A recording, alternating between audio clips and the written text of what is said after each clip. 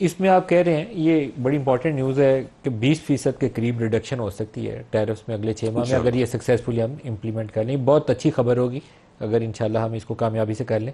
लेकिन ओवरऑल अगर energy sector में देखूं, हमने कतर के साथ वो एलएनजी की परचेज़ का एग्रीमेंट किया, जो मुझे लगता था शायद खान ने एक अच्छी डील की है। आजकल हमसे वो कार्गो भी इस्तेमाल नहीं किए जा रहे, वो भी हमारे गले पड़े हुए हैं। वो ऑयल मार्केट दरमियान में बिल्कुल क्रैश करके ज़मीन पर गिर गई थी। सारे कहते थे करो इसको, बाय कर लो, हैजिंग कर लो। हम वो कर नहीं सकते, कैपेसिटी नहीं है। कोई कहता है नैब पकड़ लेगी कल को, कोई कुछ कहता है। हमें इस पर कैपेसिटी बिल्डिंग करनी पड़ेगी, नहीं तो पाकिस्तान का हाल कोई नहीं है। अब आपने अभी ये जो पावर सेक्टर की कहानी सुनाई है, 10,000 मेगावाट कैपेसिटी लगी हुई है, उसका बाहर कोई नहीं है। तो हमें कुछ चीज़ों पे कैपेसिटी बिल्डिंग करनी पड़ेगी।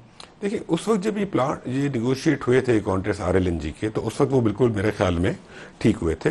उस वक्त पाकिस्तान को आरएलएनजी की ज़रूरत थी। एक्चुअली व्हाट हैपेंस इस पाकिस्तान में होता ही है कि हम एक क्राइसिस के बाद दूसरे क्राइसिस में जाते रहते हैं। हमने ये सोचना होगा कि क्राइसिस बार बार क्यों आते हैं। अगर हमने उसी तरीके से अपना कंडक्ट रखना है और कोई चीज़ चेंज नहीं करनी है, तो आज से 5 साल बाद यहाँ पर फिर कुछ और हो रहा होगा, हम यही बातें कर रहे होंगे। तो क्राइसिस से निकलने का तरीका तो यह है ना कि आप कोई तब्दीली तो लाएं, इन द सेंस कि आप अपने लोगों को सही करें या प्रोसेसेस सही करें।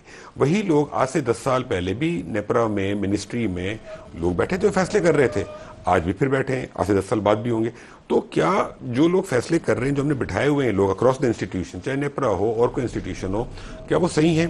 सेकेंडली, जिस तरीके से फैसले हो रहे हैं, क्या वो सही हैं? ये सारे फैसले, जो choices and the decision that we have made, we are paying a price for that today.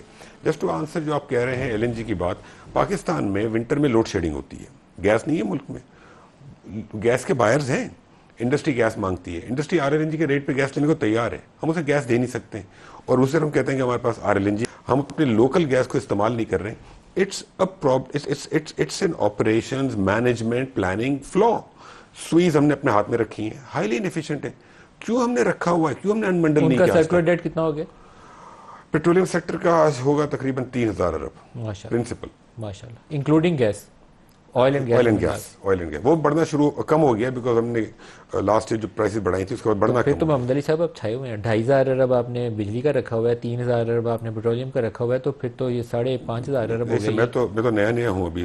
अब अमीर आदमी है, 5,500 का कहते हैं। वो सरताज अजीज साहब कहा करते थे कि वो किसी को 100 रुपया देना हो ना तो उस शख्स को नींद नहीं आती, तो किसी का 5,500 अरब देना हो तो लेने वाले को नींद नहीं आती। मैं आपको बताऊं, 5,500 अरब का सोल्यूशन भी कोई इतना मुश्किल नहीं है। देखिए, प्रॉब्लम क्या हो गया पाकिस्तान में, हम वो काम करते हैं जो हमारे कॉम्पिटेंस लेवल से मैच करते हैं। जो काम हमारे कॉम्पिटेंस लेवल से थोड़ा सा भी अगर ऊपर है ना, उसको हम छेड़ते ही नहीं है।